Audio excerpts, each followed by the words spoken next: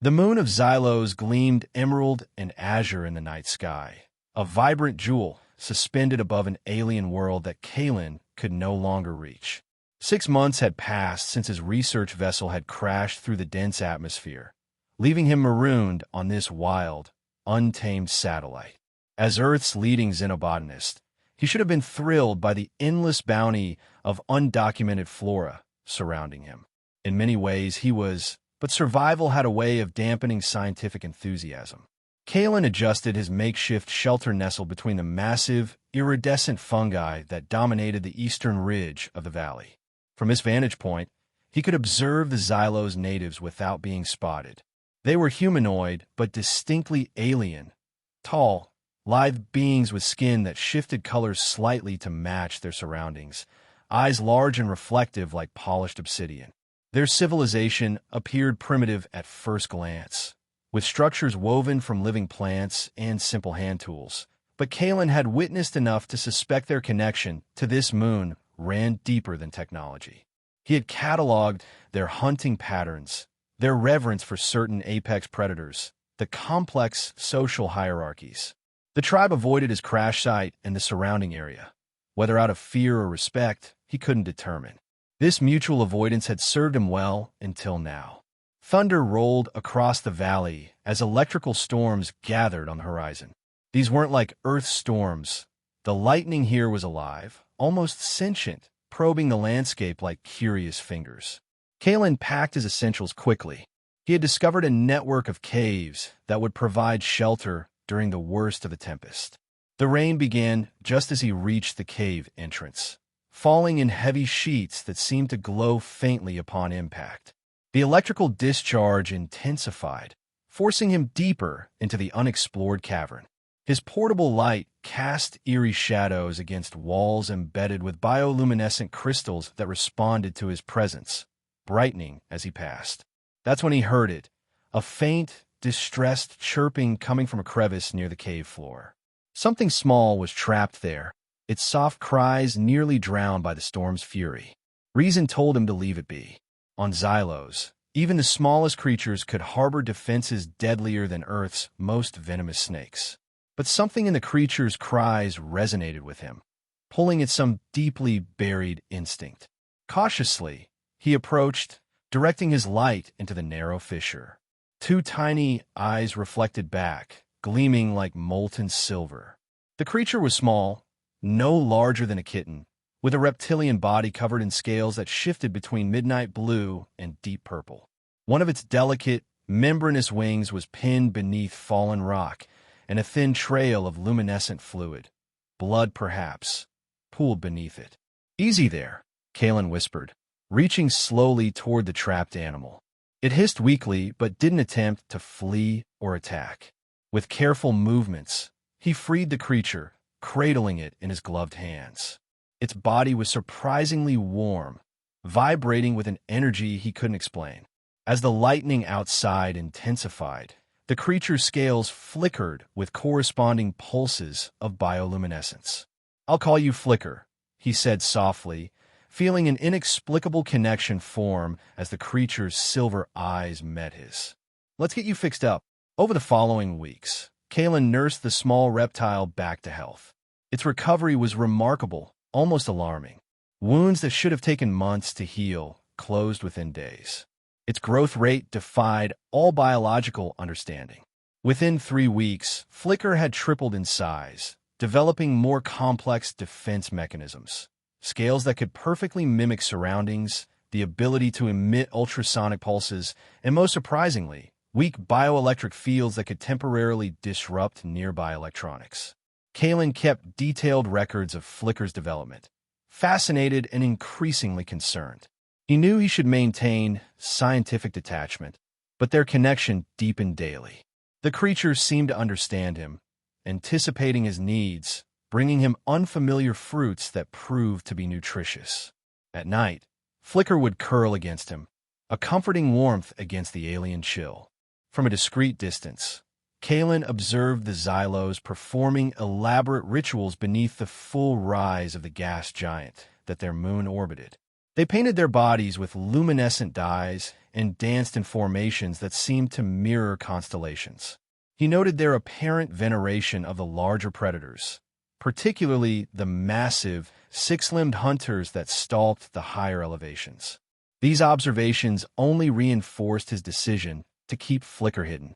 By the fourth month, Flicker had grown to the size of a large dog, with wings that could now support flight for short distances. More concerning were the inexplicable phenomena that occurred in their proximity: localized weather changes, strange gravitational fluctuations, and electrical discharges that Flicker seemed to absorb and redirect. Kalen found himself both protective guardian and nervous witness to something he couldn't fully comprehend. Among the natives, whispers spread of unusual energy surges and glimpses of an invisible shadow that moved through Kalen's territory. The more superstitious among them left offerings at the perimeter, objects that appeared to be talismans of protection or appeasement. Then came the day that changed everything. Kalen was collecting specimens near a waterfall, with Flicker nearby, hunting the small, shrimp-like creatures that populated the pools. He hadn't noticed the hunting party until it was too late. 8 Xylos warriors emerged from the dense foliage, led by a female whose elaborate bodily markings signified high status. She moved with exceptional grace, her obsidian eyes locked on Kalen with an intensity that froze him in place. She spoke words he couldn't understand, but her meaning was clear from the spear pointed at his chest. He raised his hands slowly, trying to project peaceful intentions. For a moment, it seemed this confrontation might resolve without violence, until Flicker, now the size of a large panther, emerged from the underbrush with a threatening hiss. The warriors' reaction was instant. They formed a defensive circle, weapons raised. The leader barked commands, her expression shifting from surprise to determination. Kalen called to Flicker, trying to calm the creature, but territorial instinct had taken over. As one warrior launched a netted weapon, Flicker's body erupted in a dazzling display of light. The resulting electromagnetic pulse knocked several warriors off their feet. "Flicker, stop!" Kalen shouted, throwing himself between the creature and the hunters. "They're scared. We all are." The female leader hadn't fallen. She stood her ground, eyes narrowed, studying both Kalen and Flicker with analytical precision. When she spoke again, her tone had changed, less threatening, more commanding. 2 warriors circled behind Kalen, while others deployed devices that emitted a high-frequency sound. Flicker writhed in obvious discomfort, but continued to defend Kalen, incapacitating 3 more warriors with targeted electrical discharges that left them temporarily paralyzed, but unharmed. The standoff ended when the leader herself approached, wielding what appeared to be a ceremonial staff, topped with crystals similar to those in the cave where Kalen had found Flicker. The creature's aggression faltered momentarily, just long enough for the remaining warriors to ensnare both Kalen and Flicker in nets woven from fibers that seemed to dampen Flicker's electrical abilities. "Please," Kalen attempted, knowing they couldn't understand his words but hoping his tone might translate. "We mean no harm." The leader approached him, her face now inches from his. She touched her chest. "Lyra," she said clearly, then pointed the staff at him questioningly. "Kalen," he replied, understanding this minimal exchange of identities. She nodded once, then gestured to her warriors. Bound and surrounded, Kalen and a subdued Flicker were marched through the forest toward the heart of Xylo's territory. The journey took hours, leading them deep into a region Kalen had never dared explore. Eventually, the dense undergrowth gave way to a breathtaking sight, an entire city woven into the largest trees Kalen had ever seen. Massive trunks wider than Earth's sequoias supported elaborate structures built from living wood and vines. Bridges of braided tendrils connected various levels, while luminescent plants provided natural lighting throughout. The Xylos population stopped their activities to stare as the procession passed. Children, or what Kalen assumed were children given their smaller stature, were hurriedly ushered away. Warriors stood at attention, their skin shifting to a unified blue hue that Kalen had come to associate with alertness or alarm. Flicker was separated from him, confined within a spherical cage that seemed designed specifically to contain creatures with electrical abilities. The reptile fought initially, then fell into an unnerving stillness, silver eyes tracking Kalen's movements as he was led to a circular chamber high in the central tree. Inside, a council of elders awaited. They sat in a semicircle, their skin patterns more complex than any Kalen had observed, suggesting age, wisdom, or authority. At the center sat an ancient-looking female, her skin nearly translucent, eyes clouded but somehow all-seeing. Lyra spoke at length, gesturing toward Kalen and occasionally toward the direction where Flicker had been taken. The elders' expressions shifted between concern, disbelief, and interest. Finally, the Ancient One, whom Kalen would later learn was Elder Maeve, the tribe's spiritual leader and keeper of knowledge, rose and approached him.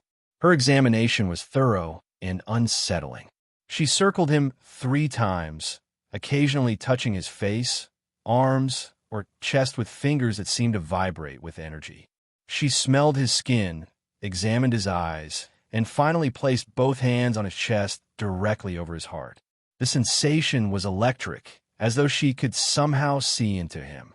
When she spoke, her voice carried an authority that silenced the chamber. Lyra's expression hardened, and she turned to Kalen with renewed suspicion. "What did you do to the shadow scale?" Lyra asked in heavily accented but understandable English, shocking Kalen. You speak my language?" he stammered, mind reeling. "We learn quickly when necessary," she replied curtly. "Answer the question. The shadow scale, the creature you call Flicker. How did you bind it to your will?" "I didn't bind anything," Kalen explained, understanding now that they had some knowledge of Flicker species. "I found it injured in a cave during a storm. It was small, dying. I helped it recover." Lyra translated his words, which prompted heated discussion among the elders. Maeve silenced them with a gesture and spoke again, her words carrying a weight that seemed to pressure the very air around them. "She says you lie," Lyra translated, though her tone suggested she wasn't entirely convinced. "Shadow scales have been extinct for 7 generations. They were guardians of the moon's core, fierce and untamable. No one simply finds a shadow scale infant and raises it like a pet." "I don't know what to tell you," Kalen said honestly. "I have no reason to lie." Maeve approached again, this time placing a gnarled hand on his forehead. The contact sent impossible images flooding through his mind. Vast caverns beneath the moon's surface, creatures like Flicker, but enormous, radiating power, maintaining balance in ways he couldn't comprehend. "The heart caller awakens," Maeve said directly into his mind, her presence burning through his consciousness. "The moon weakens. The void leech returns." When she withdrew her hand, Kalen collapsed to his knees, gasping. The elders had risen, their expressions transformed to ones of awe or fear. Lyra stood frozen, conflict evident in her posture. "You will be contained until we determine what to do," she finally said, gesturing to guards who helped Kalen to his feet. "The shadow scale will remain secured. If you truly have no control over it, pray it does not grow stronger while separated from you. Its kind were never meant to exist in proximity to our people." As Kalen was led away to a cell woven from living vines that hummed with contained energy, he caught a final glimpse of Maeve. The elder was watching him with an expression that transcended the language barrier, a look of grim recognition, as though she had been expecting him all along. In his cell, Kalen could feel Flicker's distress pulsing through whatever connection they shared. The creature was far away, but still somehow linked to him. He closed his eyes, focusing on projecting calming thoughts, uncertain if they would reach his companion, but determined to try. "We'll be okay," he whispered to the empty air. "Somehow, we'll find a way through this." Hours later, as the moon's equivalent of night fell across the tree city, Lyra returned. She dismissed the guards and stood outside his cell, studying him with unconcealed curiosity. "Our records say that shadow scales bonded only with those who could channel the moon's core energy," she said without preamble. Elder Maeve believes you are something called a heart caller, a guide for the shadow scale. This is troubling. Why? Kalen asked, moving closer to the cell boundary. Because heart callers are supposed to be of our blood, our lineage, she explained, frustration evident. Not alien outsiders who crash on our moon and disrupt our ways. I didn't ask for any of this, Kalen reminded her. I was just trying to survive until rescue could come. No rescue is coming, Lyra stated flatly. Your vessel's distress beacon was destroyed in the crash. We recovered the pieces months ago. The revelation hit Kalen hard. He had been clinging to the hope of eventual rescue, using it to push through the hardest days. Why tell me this now? He asked, voice hollow. Because if what Maeve believes is true, your purpose here may be greater than either of us imagined. Lyra's expression softened slightly. The moon is dying, Kalen. Slowly but certainly. The weather patterns you've witnessed, the failing crops, the increasingly aggressive predators, all symptoms of a deeper imbalance. She hesitated, then continued with clear reluctance. Maeve believes the appearance of a shadow scale after so many generations is not coincidence. They were protectors, created by the moon itself to defend against threats that would drain its energy. If one has returned and bonded with you of all beings, then perhaps the old legends hold more truth than we assumed. What legends? Of the Void Leech, Lyra explained, her voice dropping to near whisper. A cosmic entity that feeds on planetary energies, leaving dead worlds in its wake. Our ancestors fled here to escape it. They believed this moon's unique energy signature could hide them, shield them. 4 generations, it worked. The shadow scales helped maintain barriers that concealed this moon's life force. Kalen processed this information, connecting it to Flicker's unexplained abilities and rapid growth. And now this Void Leech is returning. May believe so. Others, like Warrior Chief Rorik, think she misinterprets the signs. He believes the shadow scale itself, Flicker, as you call it, is the threat, that you somehow corrupted it to serve your purposes. That's ridiculous, Kalen protested. Flicker chose to stay with me. I never forced anything. Lyra studied him silently, then nodded as though coming to a decision. Tomorrow we will test Maeve's theory. The shadow scale will be brought before the council. If it truly recognizes you as its heart caller, we may have more to discuss. If not, she left the consequence unstated but clear. The next morning, Kalen was brought to a vast platform suspended between the massive trees. A crowd had gathered, with the Council of Elders seated prominently. Elder Maeve watched him with those knowing, clouded eyes, while beside her sat a powerfully built male Xylos, whose elaborate scarring marked him as a warrior of high rank. From Lyra's subtle tension, Kalen guessed this was Rorik. Flicker was brought forward in a reinforced cage. The creature had grown even larger overnight, now the size of a large panther. Its scales rippled with barely contained energy, and its silver eyes locked onto Kalen immediately. A visible current of electricity arced between its wing membranes. The outsider claims no control over the shadow scale, Lyra announced to the assembled tribe. He claims a natural bond formed when he rescued it as an infant. Elder Maeve believes this outsider may be a heart caller, one who can guide and channel a shadow scale's power. Warrior Chief Rorik believes the creature is corrupted and both it and the outsider represent a threat to our people. Rorik stood, his skin shifting to a deep crimson. Shadow scales were guardians of our ancestors, not pets of alien intruders. This creature's unnatural behavior proves the outsider has tampered with powers beyond his understanding.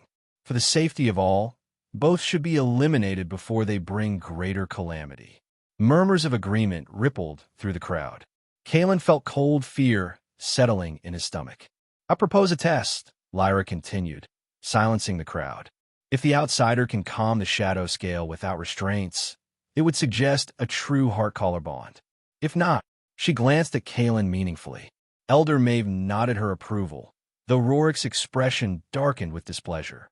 With a gesture from Lyra, the cage containing Flicker was brought to the center of the platform, mere feet from where Kalen stood guarded.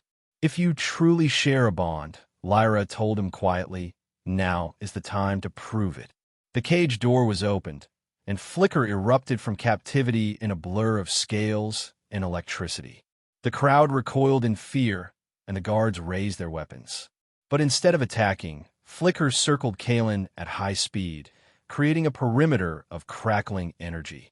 "Hey, it's okay," Kalen said softly, crouching to appear less threatening. "I'm here. We're okay." Flicker slowed, then approached cautiously, wings half extended in a defensive posture. Kalen remained still, palm outstretched. The connection between them hummed with tension and recognition. When Flicker finally pressed its head against Kalen's hand, a visible pulse of energy transferred between them, cascading over Kalen's body in waves of blue light that matched the patterns on Flicker's scales. The crowd gasped collectively. Elder Maeve rose, speaking rapidly in the Xylos language. "She says the bond is genuine," Lyra translated, her voice tinged with wonder. "She hasn't seen a true heart-caller connection in her lifetime." Rorik was on his feet instantly, protesting vehemently. The council divided, some siding with Maeve's interpretation, others with Rorik's caution. Lyra listened to both sides, her position as mediator clearly established.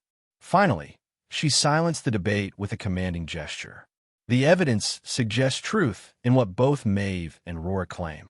The outsider has indeed formed a heart-caller bond, but none of our records speak of alien heart-callers. This is unprecedented and potentially dangerous." She turned to Kalen. "Elder May believes answers may lie in the Stoneheart Temple, an ancient site where shadow scales and their heart-callers once communed with the moon's core. No one has successfully entered its inner chambers for generations, the temple's defenses prevented, but with a true shadow scale and heart-caller." She left the implication hanging. "You want us to go to this temple?" Kalen clarified, one hand still resting on Flicker's head. "I will lead a small expedition," Lyra declared. "With Elder Maeve's guidance, we will seek answers at the Stoneheart Temple. If the moon is truly threatened as she believes, we must understand what role you and the shadow scale are meant to play." Rorik's objection was immediate and forceful. Lyra met his challenge with equal intensity, their exchange growing heated until Elder Maeve intervened with quiet words that seemed to carry immense weight. "It is decided," Lyra announced finally. "We depart tomorrow at first light. The outsider and shadow scale will remain under guard until then." As Kalen was led back to his cell, Flicker following docilely at his side now that they were reunited, he caught Rorik's venomous glare. The warrior chief's message was clear. This temporary reprieve would be contested, perhaps violently. That night, Elder May visited Kalen's cell alone. Her ancient body seemed to flicker between solid form and translucent energy as she approached. "The bond strengthens," she observed, watching Flicker curled protectively around Kalen. "But incomplete. Moon weakens. Time short." "You speak my language," Kalen realized. "All languages, none," she replied cryptically. "Mind to mind, easier." "What do you expect me to do?" Kalen asked. "I'm just a botanist who found an injured animal." Maeve's laughter was like wind through crystal. "No accidents in cosmic design. You came. Shadow scale found you. Bond formed. Purpose exists." She approached Flicker without fear, placing one gnarled hand on the creature's head. Flicker tensed, but accepted her touch. "Growing too fast," she murmured, responding to threat. "Core power flows through untrained channel." She looked at Kalen with those clouded eyes that somehow saw everything. "Dangerous. Could destroy instead of save." "Save what?" "Everything," she answered simply, then turned to leave. At the cell entrance, she paused. "Princess trusts you. Rare gift. Cost her much to defy Rorik. Remember." With that cryptic statement, she departed, leaving Kalen with more questions than answers and the unsettling realization that whatever connected him to Flicker might be far more significant than he had imagined. The expedition departed at dawn, Lyra leading, accompanied by 4 trusted warriors, Elder Maeve, Kalen, and Flicker. The journey would take 3 days on foot, heading toward mountainous regions Kalen had observed but never explored. Rorik had been conspicuously absent during their departure, which Lyra, clearly found concerning. "He will follow," she told Kalen as they traversed a narrow ridge overlooking a vast canyon. "His pride won't allow this challenge to go unanswered." "Why did you defend me?" Kalen asked the question that had been bothering him since the council meeting. "You could have sided with Rorik. It would have been easier." Lyra moved with effortless grace across terrain that left Kalen breathless. "Easy paths rarely lead to truth," she replied. "Maeve has guided our people through crises for longer than anyone can remember. If she believes you and the Shadow Scale are connected to the moon's survival, I must explore that possibility, regardless of how improbable it seems." "You called yourself princess earlier," Kalen noted. "I'm guessing that carries responsibilities." "I am my father's designated successor," she confirmed. "He leads our people, but his health fails. Soon, leadership falls to me. That responsibility demands I consider all possibilities, not just comfortable ones." Their conversation was interrupted as Flicker, who had been scouting ahead, returned with agitated movements. Moments later, the reason became clear. The path ahead had collapsed recently, leaving a gap too wide to cross safely. "Deliberate," one warrior stated after examining the edge. "Cut with tools." Lyra's expression hardened. "Rorik works faster than anticipated. He seeks to delay us until he can gather more supporters." Elder Maeve pointed to an alternate route, steeper, more treacherous, but passable. The detour added hours to their journey, forcing them to make camp in unfamiliar territory as darkness fell. As they sat around a small fire of bioluminescent fungi, Kalen noticed Flicker growing increasingly restless, pacing the perimeter with heightened alertness. "Something's wrong," he told Lyra, who had been consulting ancient maps with Maeve. "Flicker senses something." No sooner had he spoken than a low, pulsing hum began to permeate the air. The ground beneath them trembled slightly, and the surrounding vegetation seemed to wilt visibly, colors fading as though being drained. "Void pulse," Maeve whispered, fear evident in her voice. "It begins."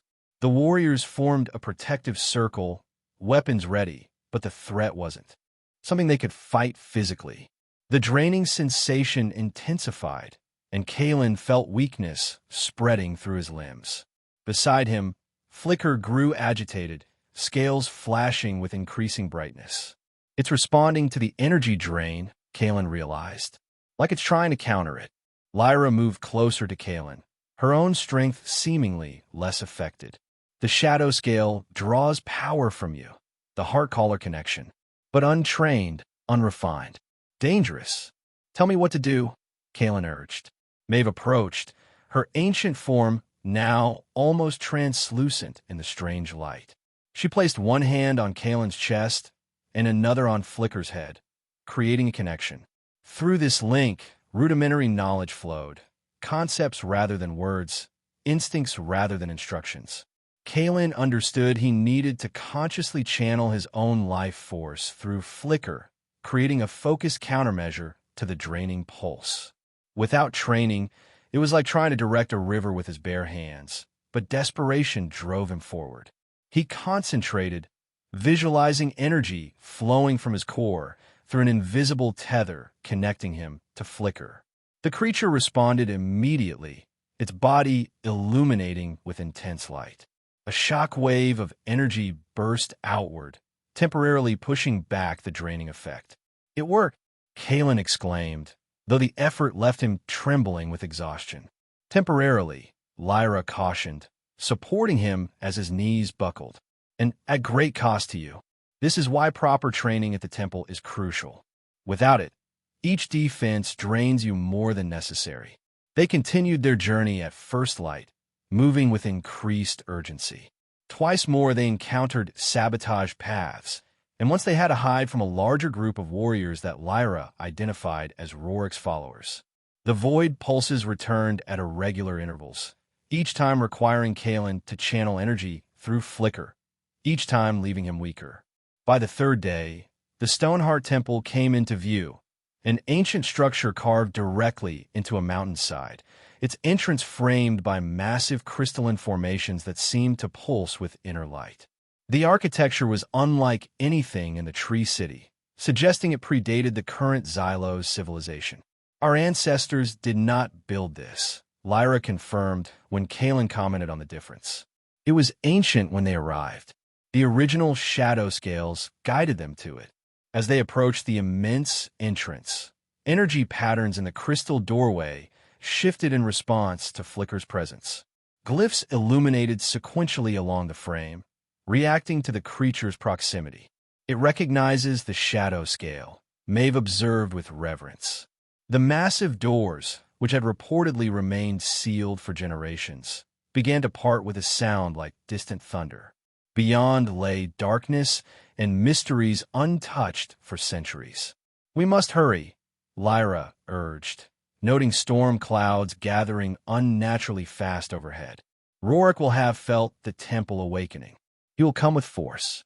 Inside, the temple was a marvel of crystalline architecture and living stone.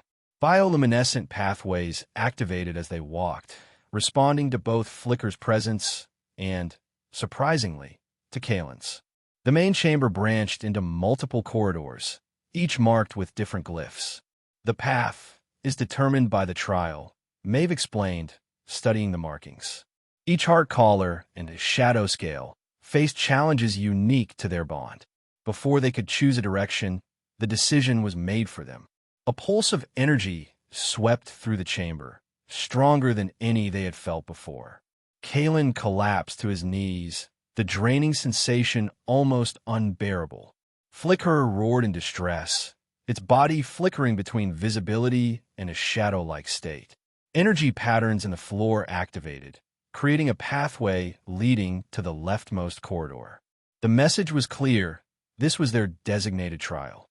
"Go," Maeve urged, her form growing fainter as the energy drain continued. "Find the core chamber. Temple will guide worthy pairs." Lyra helped Kalen to his feet, supporting him as they followed the illuminated path with Flicker leading. The warriors remained with Maeve to guard the entrance against Rorik's inevitable arrival.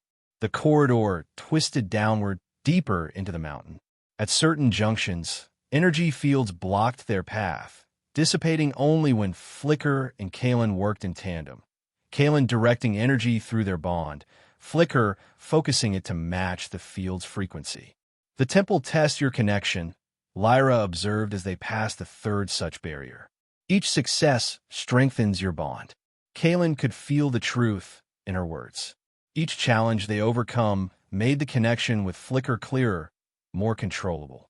The creature had grown again, now nearly the size of a horse, but its movements were more precise, less wild. They reached a vast underground chamber, where crystal formations created a perfect replica of the moon's surface in miniature. At the center stood a pillar of pure energy, connecting to a pool of what appeared to be liquid light. "The heart stone," Lyra whispered in awe, "the direct connection to the moon's core. None have seen it in countless generations." Ancient inscriptions covered the walls, illuminating as Kalen approached. To his surprise, he could understand them, not through language but through impressions channeled directly into his mind. "These tell the history," he said, tracing glyphs that seemed to respond to his touch. "Your ancestors weren't the original inhabitants of this moon. They came as refugees, fleeing from a cosmic parasite, the Void Leech. It had consumed their homeworld's energy, leaving it barren." Lyra moved to his side, her expression solemn as she witnessed the history of her people revealed. "Our oldest legends speak of a great migration, but the reason was lost to time. They found sanctuary here because this moon's unique energy signature could be masked," Kalen continued, absorbing information at an overwhelming rate. "The shadow scales weren't native either. They were created by the moon's core intelligence as defenders, channels for its power to maintain the shields that hid this world from the Void Leech." Flicker approached the central energy pillar, drawn to its power. As the creature made contact, a cascade of images flooded through its connection to Kalen. The Void Leech as a vast, dark entity spreading across space, absorbing planetary energies. The moon's desperate creation of shadow scales as protectors. the bond between heart collars and shadow scales that allowed precise control of the moon's defensive energies. The heart collar bond isn't about bloodlines, Kalen realized aloud. It's about resonance patterns. Something in my biological makeup resonates with this moon's core frequency, pure chance, or cosmic design, Lyra finished, recalling Maeve's words. Your arrival, as the Void Leech's influence returns, cannot be coincidence. Flicker growled suddenly, sensing danger. Moments later, they heard combat echoing from the entrance tunnel. Rorik had arrived with his followers. We need to complete the connection, Lyra urged, studying the chamber's mechanisms. The inscriptions speak of a unification ritual that would fully establish your bond with the shadow scale and connect both to the core. Before they could proceed, Rorik burst into the chamber with 4 warriors. His expression shifted from triumph to awe as he beheld the heart stone, but quickly hardened again with resolve. Step away from the sacred energies, he commanded. This outsider has no right to our moon's power. You've seen the signs, Rorik, Lyra countered, positioning herself protectively near Kalen. The dying vegetation, the energy, pulses. The Void Leech returns, just as the legends warned. We need the shadow scale and its heart collar. Legends and superstitions, Rorik scoffed. The real threat stands before us. An alien who has somehow corrupted a sacred creature and now seeks to tap our moon's power source.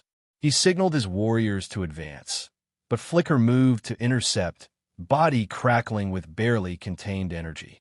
The standoff might have erupted into violence had the temple itself not intervened. A massive energy pulse rocked the chamber, stronger than any before. The drain was so intense that even Rorik and his warriors fell to their knees. Outside, through a crystalline window in the chamber ceiling, they could see darkness spreading across the moon's surface, energy being systematically siphoned away. The Void Leech breaches the outer shields, Lyra gasped, fighting to remain conscious as the life force was pulled from her body. We have no more time for doubts. Even Rorik could not deny the evidence before him. What must be done? He asked, pride giving way to survival instinct. Kalen, guided by knowledge flowing through his connection to both Flicker and the temple, moved to the central pillar. The ritual requires a heart collar and a Xylos leader with deep connection to the moon, he explained, looking at Lyra. Together, we channel combined life force through the shadow scale into the core, strengthening it enough to rebuild the shields. That would kill you both, Rorik protested, surprising Kalen with his concern. The energy requirements. Not with proper synchronization, Lyra countered, already moving to join Kalen at the pillar. The ancient heart callers and tribal leaders performed this ritual regularly to maintain the shields. It's dangerous but survivable with perfect harmony.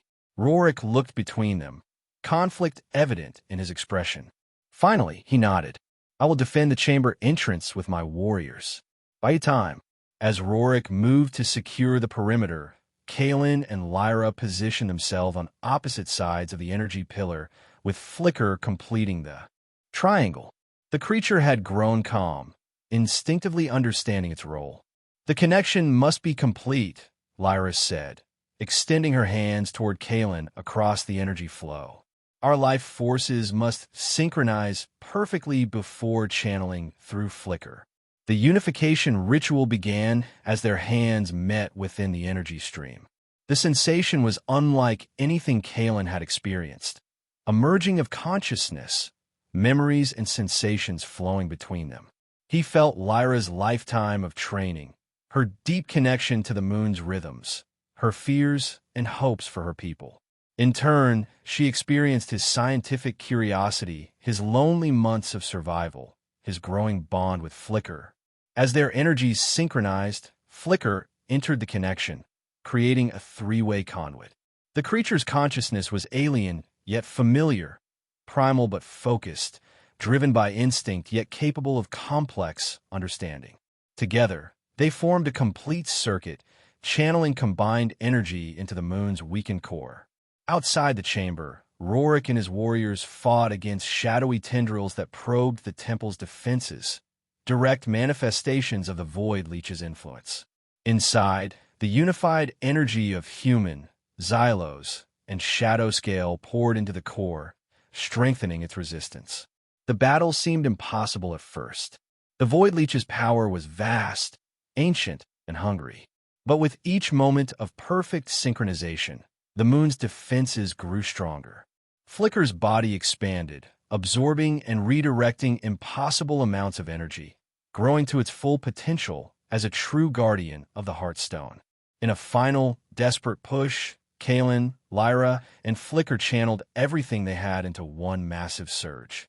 The resulting energy pulse expanded outward from the temple, racing across the moon's surface in waves of purifying light. The shadowy tendrils recoiled, then dissipated as the reinforced shields reasserted themselves. In the chamber, the three collapsed in exhaustion.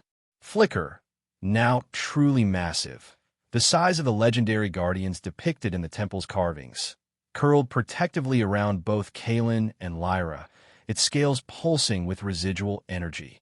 Rorik entered cautiously, his warriors supporting one another, all bearing wounds from their battle with the shadows. His expression as he beheld the transformed Flicker and the still-linked Kalen and Lyra told of a perspective forever changed. "The shields hold," he reported, kneeling respectfully. "The darkness retreats." Recovery was slow. The ritual had taken a toll on all involved, but none more than Kalen and Lyra, whose life forces had been temporarily merged. When they finally regained consciousness, a new understanding existed between them, an intimacy born of sharing mind and spirit. The return journey to the Tree City was marked by a significantly changed dynamic. Rorik, once antagonistic, now served as protective escort. The warriors treated Kalen with reverence rather than suspicion.